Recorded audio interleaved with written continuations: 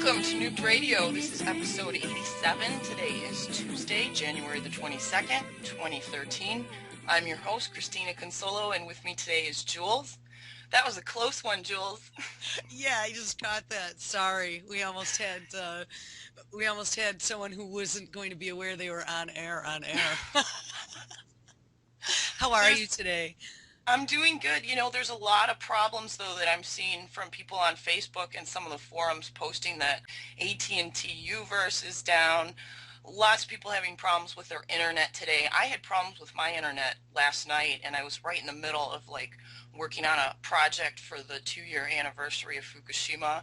So thankfully I didn't lose any of my stuff, but hopefully, fingers crossed, everything will go smooth and we won't get cut off or anything.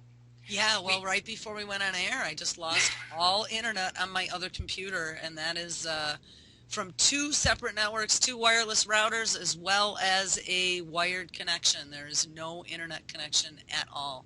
But my other machine that we're talking on and broadcasting on right now, sitting right next to it, works just fine.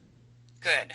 So not sure what happened or why my internet just faded out on one of the machines, but Well, you know, I we had agree. those incoming solar flares that have been going on for a couple of days. There were a bunch of CMEs that were Yeah. coming in, and I heard reports, but not verified, of northern lights possibly as far south as Tennessee Saturday Nice. evening.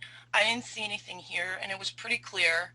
Unfortunately, if they did see it, I don't know if that's what they actually saw or if it was some kind of green, unusually colored clouds. There's been a lot of weird stuff in the sky lately. And I'm seeing more videos posted of those weird noises. There was one in Texas that got posted today.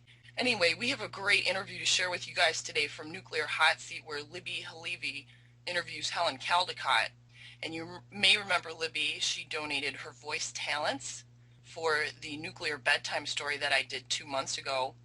The podcast can be found on the Nuclear Hotseat website. I'll drop you guys a link. But before we get to that interview, we have some news to go over. There's been a lot going on at the sinkhole this weekend. Jules, I don't know if you followed any of this, For the but sinkhole, no. yeah, it seems like it's expanding quite rapidly. The parish officials have said hydrocarbons and debris bubbled up to the surface and caused major cracks in a well pad. Whenever you see the aerial footage of the sinkhole, there's this concrete pad and there's always trucks parked on it. And the water has slowly enveloped this pad area. Over the weekend, they noticed some big cracks that occurred. It's called Well Pad 3. And the cracks that have developed are an inch wide and go down 14 inches. It seems that the land is sloughing in towards the sinkhole. And also, there was a radio interview that was done.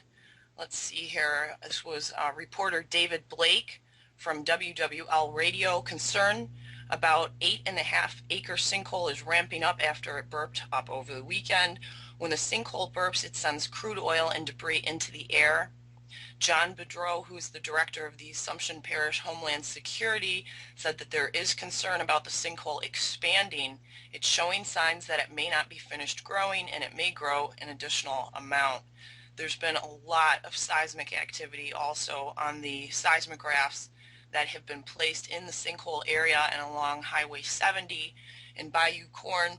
I asked Alicia Heilig to come on today, but she had some appointments. She's going to be coming on Thursday. She's the woman who runs the Bayou Corn sinkhole page on Facebook, and she had come on at the tail end of our interview with Deborah Dupree, which I think was episode 80 a few weeks ago. So she's going to let us know what's going on in terms of this new news coming out and what kind of warnings are being given to people in the area.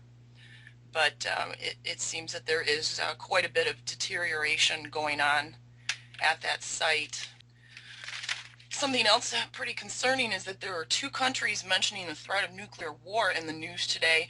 One is India, who's warning their residents to get ready for one, and the other is China, who kind of vaguely threatened the U.S. over this Chinese-Japanese island dispute that's been going on and off for a few months. But first, the India story. This is from Fox News dated today. Indian police warn Kashmir residents of possible nuclear attack and advise bomb shelters. Officials in Indian-controlled Kashmir are warning residents to build bomb-proof basements, collect 2 weeks' worth of food and water, and be prepared for a possible nuclear war. There was no official reason given for the sudden concern about a nuclear attack in the region, repeatedly fought over by nuclear-armed rivals India and Pakistan. However, a series of deadly skirmishes along a ceasefire line in recent weeks has heightened tension between the two countries. Seems to be a lot of heightened tension everywhere. Kashmir police published the advisory on Monday in the Greater Kashmir newspaper. The notice advised people to build bomb shelters with toilets and stockpile food. It also provided advice on how to survive attacks with chemical and biological weapons. Local authorities did not answer calls for comment. And the other threat came from a Chinese colonel who was interviewed, and this appeared in the Sydney Morning Herald from Australia. A Chinese military officer has raised the specter of nuclear weapons and warned Australia not to side with the United States and Japan as a territorial dispute in the East China Sea continues to escalate. Senior Colonel Liu Mengfu of the National Defense University blamed America's orchestration and Japan's militarism for rising tensions over disputed islands known as the Senkaku in Japan and the Diaoyu in China. America is the global tiger, and Japan is Asia's wolf, and both are now madly biting China, Colonel Liu said. Of all the animals, Chinese people hate the wolf the most. China was a peaceful nation, but it would fight to the death if seriously attacked, he said. Both sides and the U.S. have in recent days traded strident warnings over alleged territorial incursions, while holding out hopes of a diplomatic breakthrough. Diplomats privately warn of a growing risk of accident or miscalculation. Asked about the People's Liberation Army fighting capability, Colonel Liu referred to the PLA department that houses China's strategic missile and nuclear arsenal. He raised a hypothetical scenario that he said would justify a nuclear attack, while clarifying that he was not calling upon China to take such measures. If this Japanese wolf again attacks America's Pearl Harbor or Australia's Darwin, how do you know it wouldn't receive another nuclear bomb? Colonel Liu said. The world would hail if Japan received such a blow. I don't want to mention China here as it is sensitive, he added. Colonel Liu is one of a group of outspoken hawkish PLA officers who do not claim to speak on behalf of the leadership, but are given license to speak stridently on some issues. Foreign diplomats say they can serve to provide unofficial warnings, test foreign reactions, and rally nationalistic support for the Communist Party or sections of it. Colonel Liu warned Australia directly not to follow the U.S. or Japan into any military conflict with China. He said Australia should play the role of a kind-hearted lamb, and China would discourage it from being led astray. America is not at its dawn and not at its zenith, Colonel Liu said. It is at its sunset, and night is coming. To update the hostage situation in Algeria, there was a failed rescue attempt that happened, I believe, Thursday afternoon. So far, the dead totals 37 foreign hostages, 29 Islamic terrorists, 1 Algerian driver at the plant. Foreign hostages confirmed dead so far include 7 workers from Japan, 6 from the Philippines, 3 each from Britain and the United States, 2 from Romania, and 1 from France. 5 people are still missing. 3 Japanese are missing.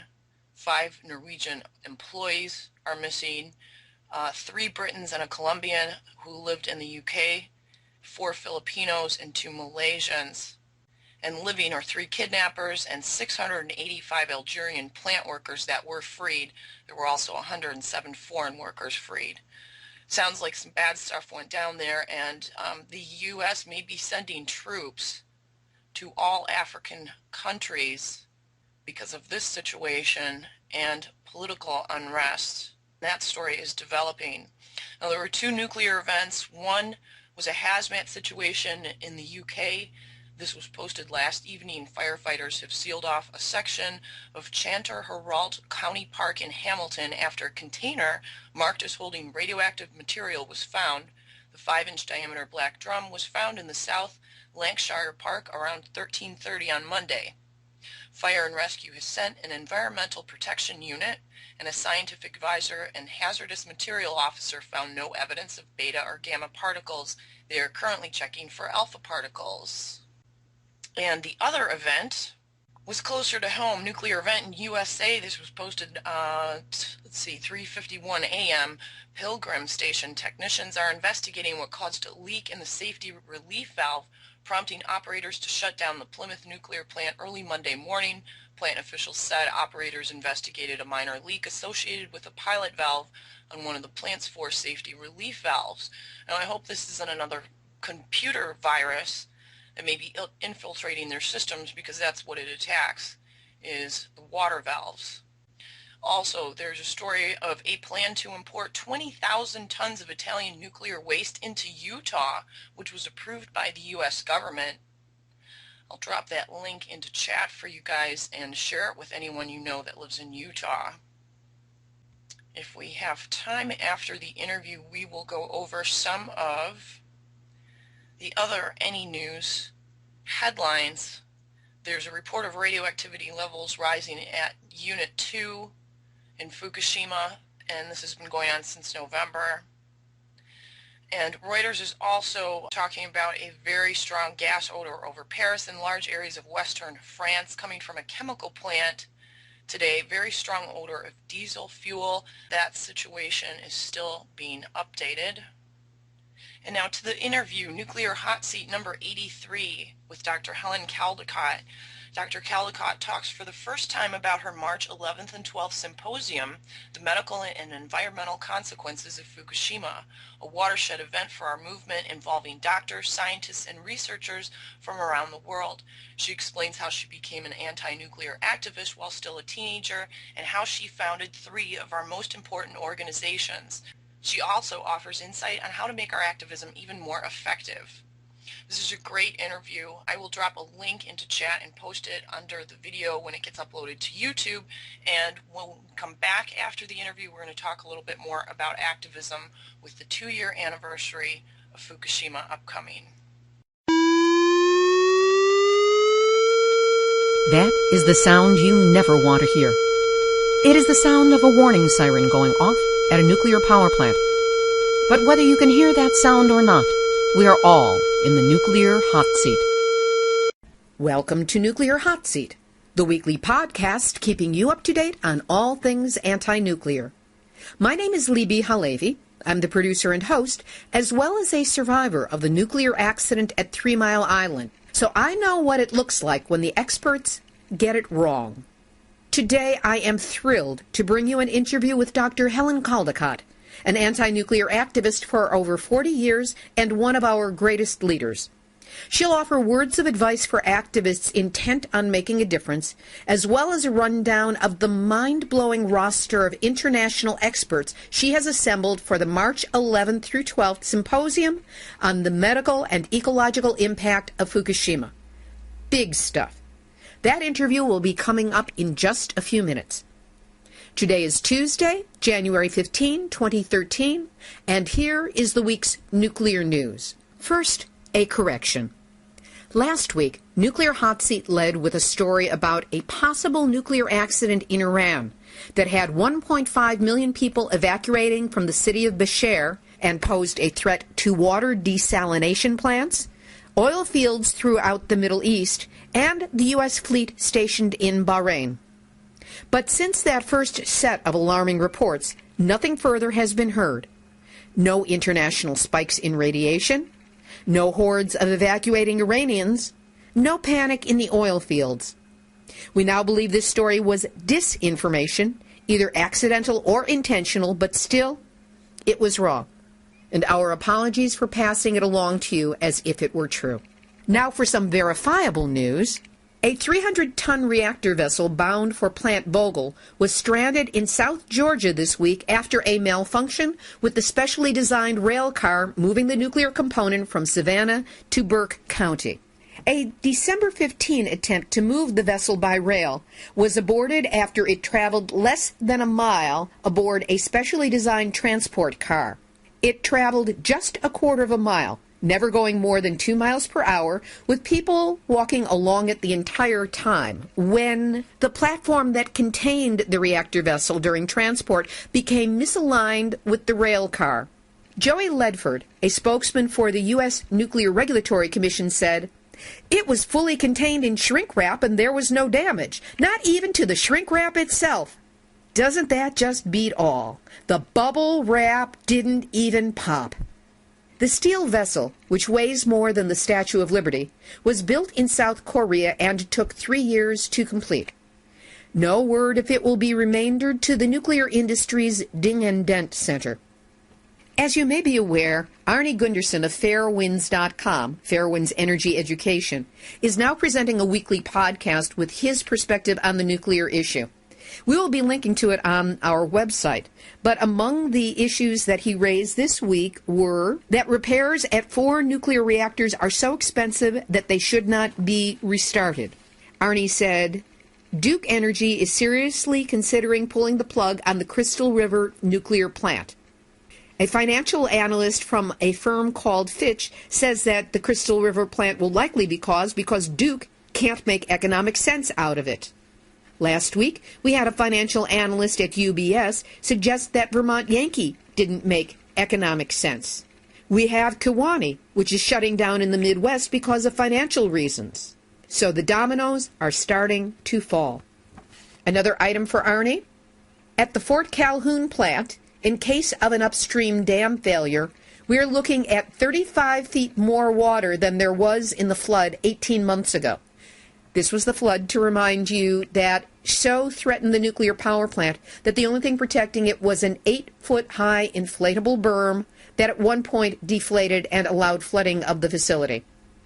Back to Arnie. He says, Dr. Bernard Shanks has said that if an upstream dam were to fail, it would cause a flood of biblical proportions. These plants are not designed against biblical floods. These plants were right at their limit 2 years ago. According to Dr. Shanks and many other geologists and hydrologists, the condition of the upstream dams is suspect. And finally, Arnie examined a new proposal by the Department of Energy, which is total numbnuts, because apparently they are suggesting that companies be allowed to melt radioactive scrap metal and reuse it in consumer goods like knives and forks. Oh yeah, this is numbnuts of the week. They also said that pots and pans could be made in this way, as well as baby spoons.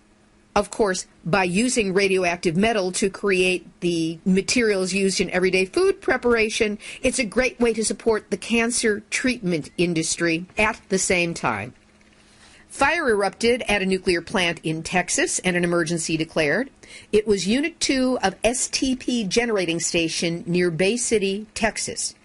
It was declared, as usual, an unusual event, and the cause of the fire is under investigation. Here in Southern California, activists and local city representatives met with Allison McFarland, chair of the Nuclear Regulatory Commission, to express their concerns regarding the San Onofre nuclear power plant and Southern California Edison's proposed restart of the damaged, leaking nuclear reactor. Among those present were representatives from San Clemente Green, San Onofre Safety, and residents organized for a safe environment.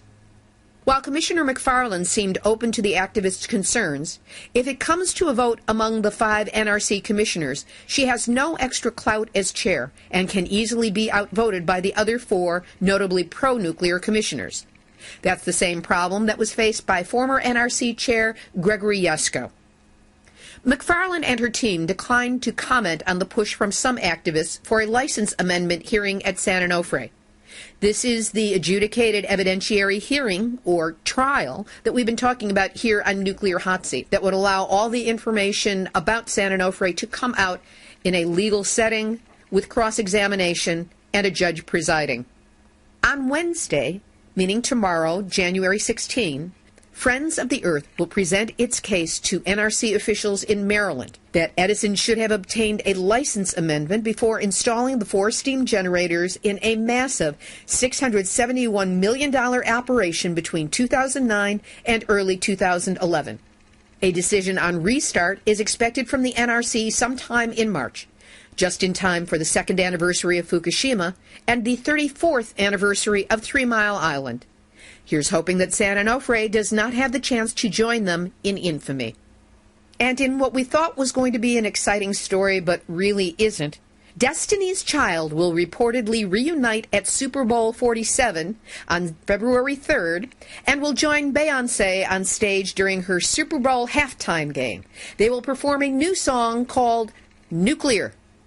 Initial excitement in the anti-nuclear community evaporated upon listening to the song because it has nothing whatsoever to do with nuclear issues. It simply co-opts the word into a pop, schlock, yawn fest, much like the song Sexual Healing co-opted that phrase from the incest survivor community. For a relevant anti-nuclear song, stay tuned to the end of Nuclear Hotseat, where we will go out with What Part of Fukushima Do You Not Understand? Moving over to Japan, the Miyagi prefectural government announced that cesium levels in rice grown in Kurihara has been found contaminated with up to 240 becquerels of cesium per kilogram. The limit in Japan, the acceptable limit in Japan, is 100 becquerels of cesium per kilogram. The prefectural government announced that it will prevent nearby rice farms from shipping their produce to the markets for sale. Of course, it is still safe to export that rice to the United States because we allow up to 1,200 becquerels per kilogram of cesium in our food. Always check the source of the rice that you are buying. Fukushima City is not sticking to its plans to decontaminate homes, if such a thing is even possible.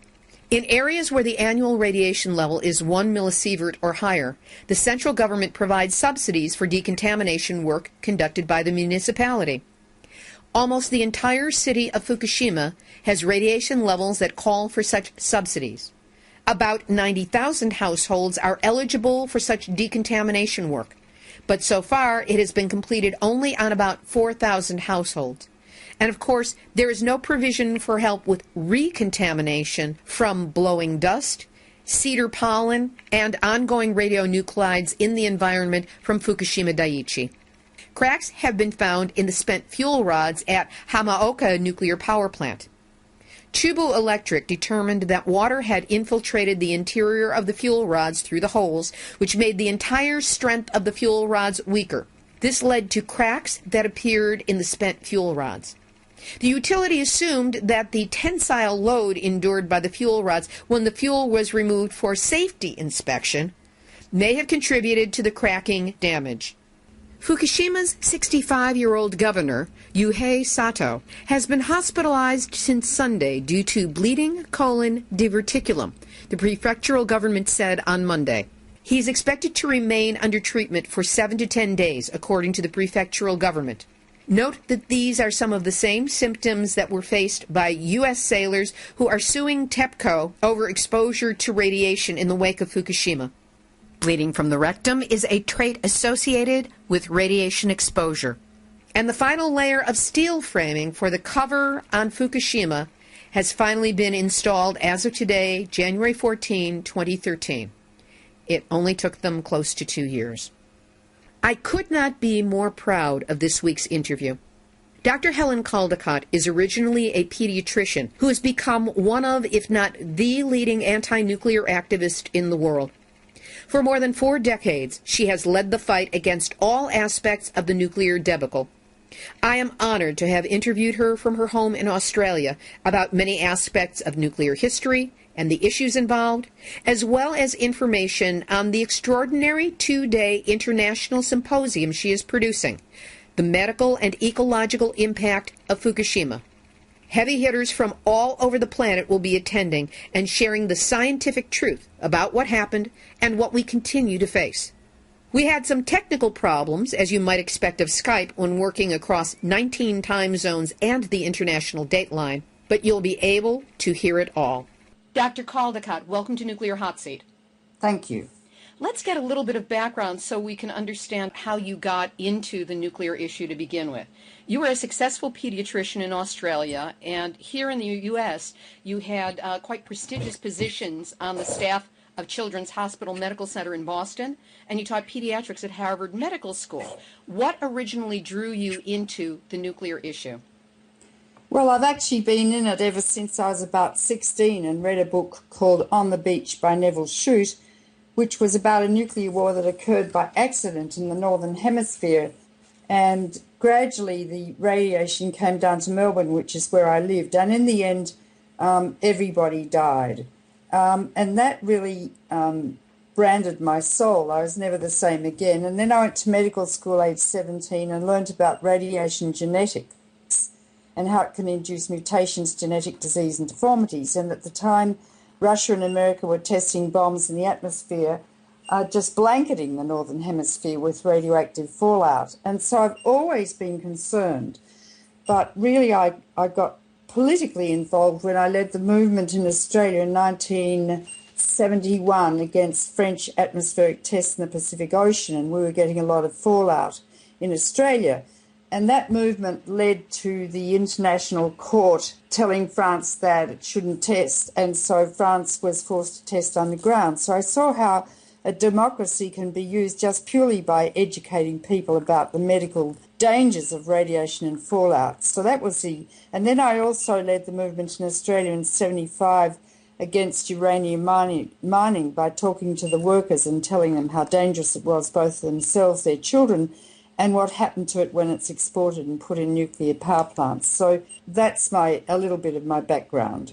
And that was simultaneous with your training and then going into pediatrics? Yes, I did the whole thing simultaneously. In fact, I did the French test issue while working 80 hours a week as a pediatric intern at the Adelaide Children's Hospital. So when people say they haven't got time, you've always got time if you have passion in your soul about an issue. How did 3 Mile Island impact your actions involving nuclear here in the States? Well, I was already deeply involved when it happened. I think I'd already founded Physicians for Social Responsibility in Boston in 1978. And what happened was I put an ad in the New England Journal of Medicine about the medical dangers of nuclear power, and it was published the day after 3 Mile Island melted down. Suddenly we were besieged by 500 new members, and we were operating out of a sort of broom cupboard in the basement of a Harvard medical practice. So we just grew exponentially after that, and then we got into the medical dangers of nuclear weapons. So we really led the movement in a way against nuclear power, but also strongly against nuclear war and nuclear weapons. And at the time, Reagan was president, saying, he might press the button, even just joking, and people were really scared. So we grew to an organisation of, we had 152 chapters and 23,000 members, most of whom were physicians. And I think we were one of the leaders of the nuclear weapons freeze, and I think we helped, in fact, to bring an end to the Cold War along with a lot of other people. 3 Mile Island, for the horrors that it created, also seemed to be a boost in terms of people being aware of nuclear suddenly as an issue and getting them stirred up about it. But through the years, that fear has gone away, and there's been a lot of propaganda towards pro-nuke and the nuclear renaissance and all the rest. How have you positioned yourself with your work to continue combating it? Well, I've just continued with my educational efforts about the medical dangers of nuclear power and nuclear waste and nuclear accidents. I wrote a book called Nuclear Madness, which came out just after 3 Mile Island happened, and it sold a lot of copies. And it was about how radiation causes mutations and how it causes cancer and how long the incubation time for cancer is after you've been irradiated, like 5 to 70 years. And since that time, I've been on the speaking circuit in the United States and Canada and all over the world, really, talking about these issues. Through the years, besides Physicians for Social Responsibility, you have founded the Women's Action for New Directions, WAND, the Nuclear Policy Research Institute, which turned into Beyond Nuclear. What was your goal in starting so many different groups? Well, I started WAND, which was originally called Women's Action for Nuclear Disarmament, and it still should be called that, because after I gave a talk, so often it was the women who were absolutely passionate about it. And I thought 53% of the people in America are women, and so we have a huge potential political power. And so I wanted to actually call it the Women's Party for Survival, but people said, oh, you can't start a new political party, which I think actually was wrong, and I should have done that. But that's why I started it, and it's grown to be extraordinarily successful. PSR has become very successful. I then dropped out for a little while. I had a few personal problems in my life, and then I came back and founded NPRI, the Nuclear Policy Research Institute, and held, I think, 6 or 7 very important symposia. One called 3 Minutes to Midnight about the impending threat of an accidental nuclear war, which still exists. One called Global Warming and Nuclear Power, and from that conference a book was written called Carbon-Free, Nuclear-Free by Arjun Makhijani, showing that America could be carbon-free, nuclear-free by 2050, but in fact it's probably more like 2030. And we held one called Nuclear Weapons in Space, called War in Heaven, and a book came out of that symposium called War in Heaven. And so I did that, and then I got tired and sick of raising money, because that's what you have to do when you have non-profit organisations. And I gave my 501c3 to my very close friends who took the non-profit 501c3 and founded Beyond Nuclear, which is really an offshoot of NPRI. Then after a while, I've had someone who's been wanting me to do a radio program, and I said no because I can't raise the money, but suddenly money fell into my lap, and so I've had a radio program for 4.5 years on Pacifica and allied networks called If You Love This Planet. And I did 196 programs interviewing some of the most important scientists in the world.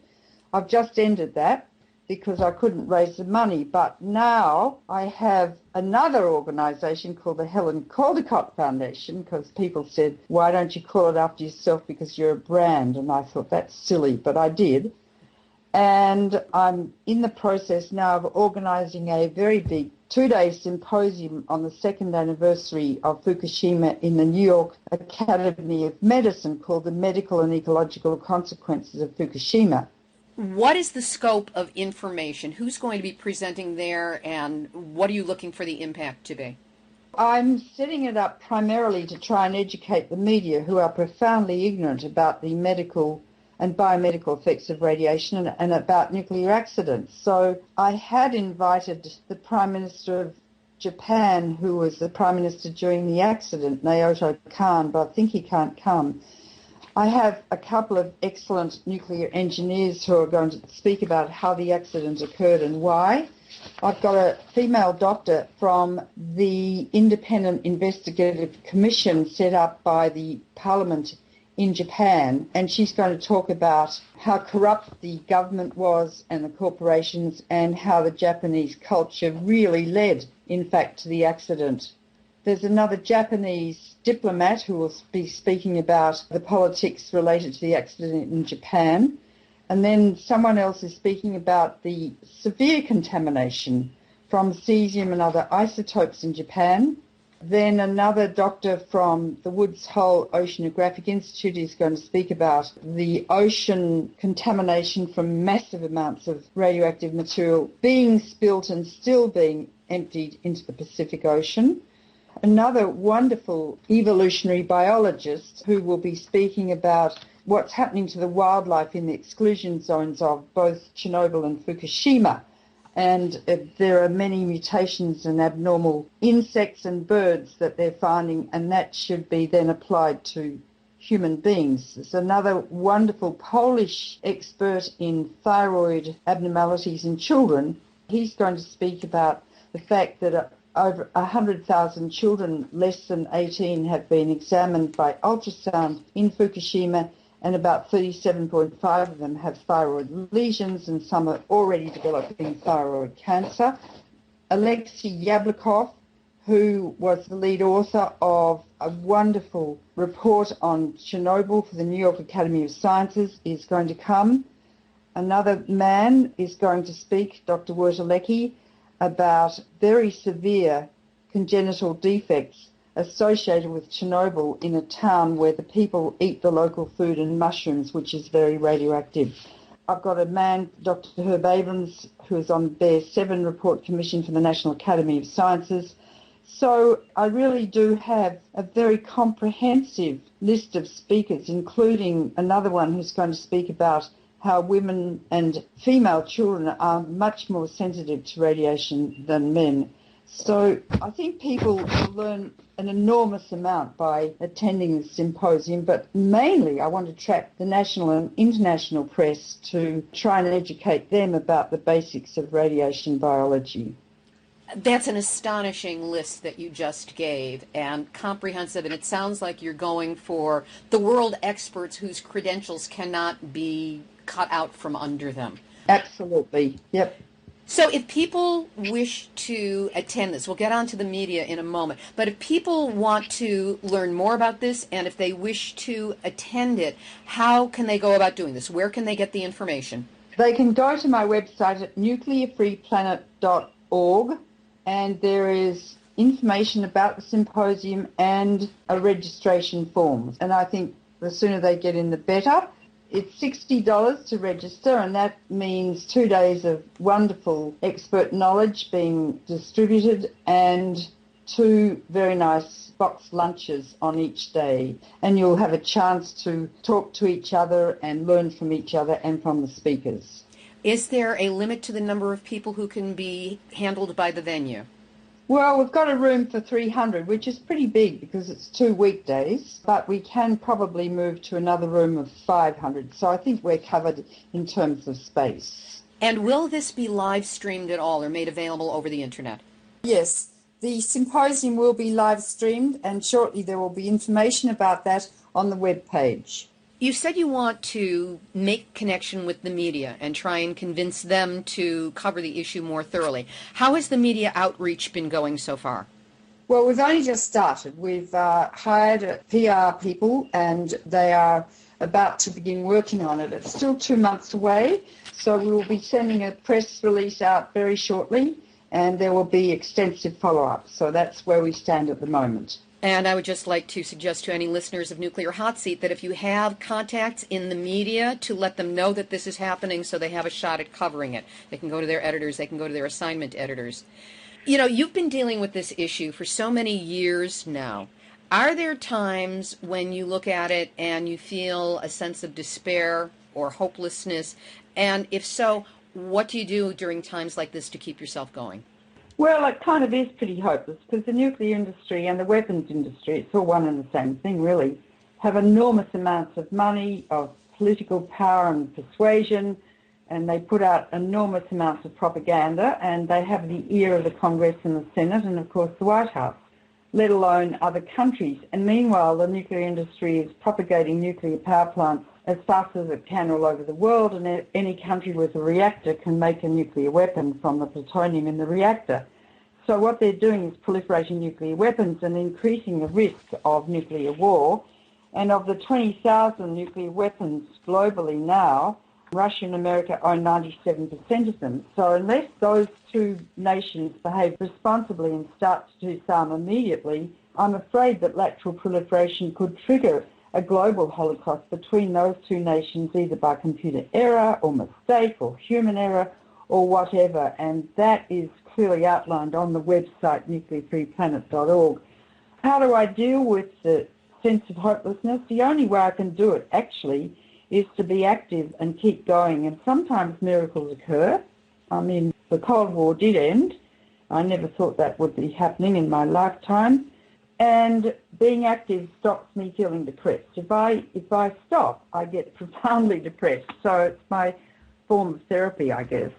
If you could give direction to activists for where we should be focusing, some of the work that we need to be doing, what would your suggestions be? I think first, before becoming active, you need to really be educated so you can take on any critics full frontal and demolish them. So I'd advise you, I guess, to read my 2 books, Nuclear Power is Not the Answer and Nuclear Madness, and go to the website Nuclear Free Planet where you can learn a hell of a lot. Dr. Caldicott, is there any final word you'd like to leave the listeners of Nuclear Hotseat with? Yes, I think that it's imperative that people who are deeply concerned about all things nuclear learn as much as they can about the medical effects of radiation, the biological effects. And I have written 2 books specifically in that area. One is called Nuclear Power is Not the Answer by the New Press, and the other one is Nuclear Madness, What You Can Do by W.W. Norton. If you read those 2 books, you'll know more than anyone who's interviewing you. You'll know more than the people at the nuclear power stations or the NRC, because they don't understand radiobiology. So once you're armed with the facts, then you'll know what you have to do. No one's ever told me what to do. I just kind of know as I learn more, and I do it. And again, with the symposium coming up in March, for March 11th and 12th, how can people learn more about it, and how might they participate? We welcome people from all over the country, academics and politicians, but particularly members of the public who are deeply concerned about their adjacent reactors. You can go to the website nuclearfreeplanet.org. There's a registration form there and description of the conference. I have some of the leading scientists, physicians, radiobiologists in the world who are coming, and some people from Japan who are deeply involved in the accident. So I think you'll find it absolutely fascinating. And on the other side of the symposium, how do you hope it's going to move our movement forward? How might we be able to continue to use this information to boost our presence? Well, it's a good question, but the New Press plans to transcribe all the speeches and turn it into a book. So the information will be available. I'm not sure if we can put it up. It's going to be live streamed throughout the world. I'm not sure if we can put it up on YouTube. I have to ask the New Press for their permission, and they may not want that. But certainly you'll learn so much. You can take notes, and it will be available soon in book form. Dr. Caldicott, on behalf of all of us in this movement and all of the people who aren't in the movement but deserve to be, I want to thank you for your decades of dedicated work on this issue, all you have done and all you continue to do for all of us and for the planet. Thank you very much, Libbe. I appreciate your interview. You're a very good interviewer. Thank you. To learn more about Dr. Caldicott's International Symposium on the medical and ecological consequences of Fukushima, go to her website, ifyoulovethisplanet.org, and click on the hyperlink in her first paragraph, which is under the title, To Our Listeners. We will also have a link on our website, nuclearhotseat.com/blog. Here's the final thought. Dr. Caldicott has been a crucial part of my life. When I returned from 3 Mile Island, I was a total wreck, not knowing what happened to me, what it meant, if I even had a lifespan ahead of me. Having written an article for the then new publication, LA Weekly, I was called in by the editor to work on fine-tuning it. While he read his way through my current draft, he handed me a copy of the previous week's issue and showed me an article he wanted me to read. It was an interview with Dr. Caldicott, the first time I had ever encountered her name. She was the only one who told the truth about what I faced from exposure to low-level radiation. Was it frightening? No. It was terrifying. But her information, her truth, allowed me to make lifestyle changes that I believe have helped keep me alive. Dr. Caldicott has pulled together this unprecedented symposium in New York for the 2nd anniversary of Fukushima. Her stated goal is to educate the media on this issue so they are motivated to cover the story accurately and frequently. To achieve that end, members of print, broadcast, and online media must learn of this conference and be encouraged, no, be urged to attend. It's going to be live streamed, so location is no excuse for them not to participate and get the information. But they need to be made aware of the event and its importance. This is where we as a movement can make a difference, and it's in all our best interests to do so. The symposium could be a watershed moment in our efforts to stop nuclear because of the quality of information that is being presented. But if it is ignored and passes unnoticed by the mainstream media, the opportunity will be lost, possibly forever. So here's what you can do. If you are involved with any anti-nuclear or climate change organization, look at your media list. Who do you know? Who have you dealt with in the past? We need you to contact them by phone and email and tell them about this event. Their participation will provide them with incontrovertible research by world experts to which they can refer in future articles, stories, and features. It will give them a shortcut to their future excellence and accuracy. I'm convinced that the first reporter to get this story right in all of its complexity will be rewarded with a Pulitzer Prize. You can say those words to them. Pulitzer Prize. If they're a real reporter, it will get their juices rolling. And somebody's going to get one of those, so it might as well be them. However, they have to get the story and get it right. So contact them and let them know. If you don't have media people on your list, Google newspapers, radio and TV in your area, and send email or call the news departments. Columnists for newspapers are a good bet because they have great latitude about what they are allowed to write about. At protests and public meetings, such as we've been having here in Southern California, if you see anyone there from a media, you can usually tell by their press passes or their cameras or the big honking movie cameras they've got. Have a designated person from your group go over to them, introduce themselves, and get their business card. Then follow up and keep in touch. Impress on them that their press badges do not confer immunity from the effects of radiation should something go wrong. They will be impacted too, as they already have been by Fukushima, whether they know it or not. We need to keep the media informed, connected with our top experts, and primed to write accurate, honest articles not controlled by nuclear industry hype, spin, PR, or budgets. So in addition to whatever else you and your group might be doing for March 11, the time is right now to contact the media and point them in the direction of Dr. Caldicott's Symposium.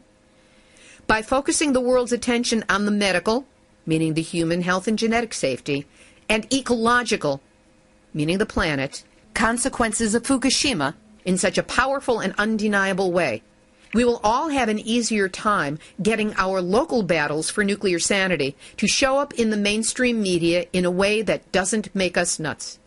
We've got less than 2 months to promote this. Let's get started. Before we close, I have 2 musical notes. La, la! No, not those. First, as I mentioned before, we will be going out on an original song about Fukushima that is very cool, bluesy, and nicely performed by singer-songwriter Tom English.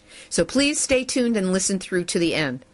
And a correction to our story 2 weeks ago about composer Andre Molino's award-winning 3 Mile Island, which we called a musical. According to Mr. Molino, it's more accurate to call it a multimedia staged concert. We apologize for the error and still think it's a terrific project.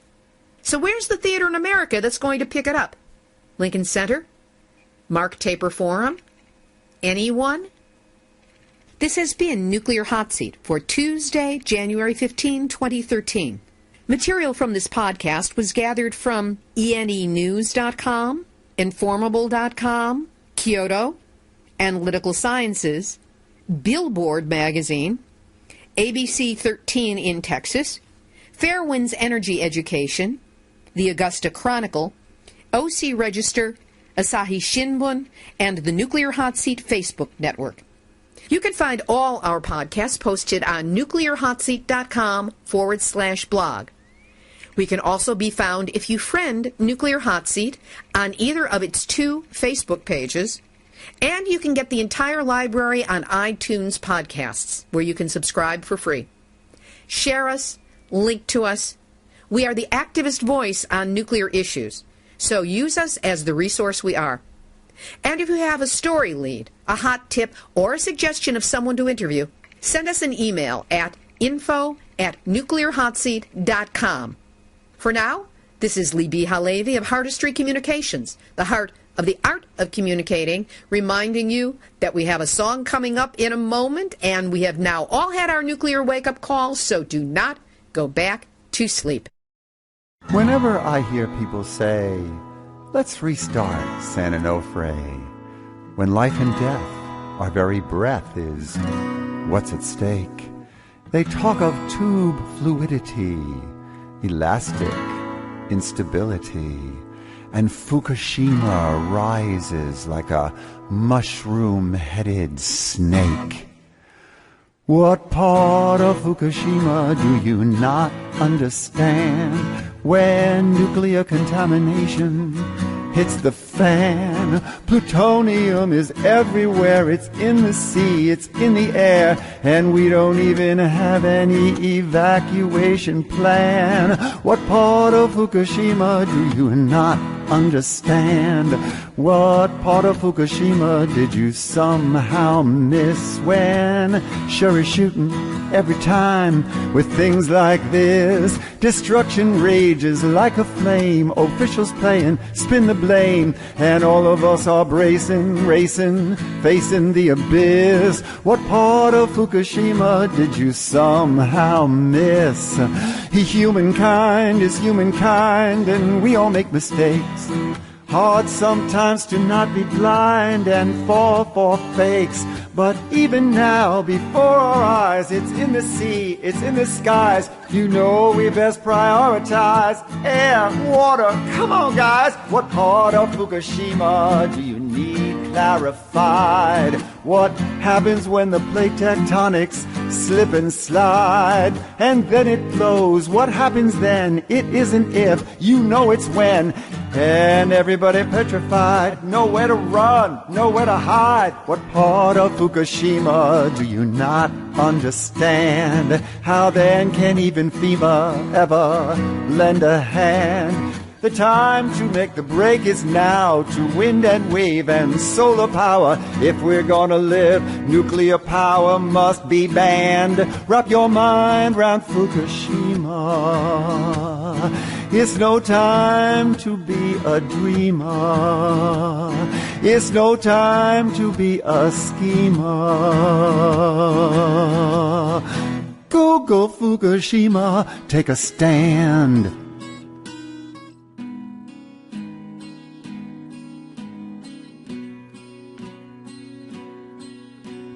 Words are flowing out like endless rain into a paper cup.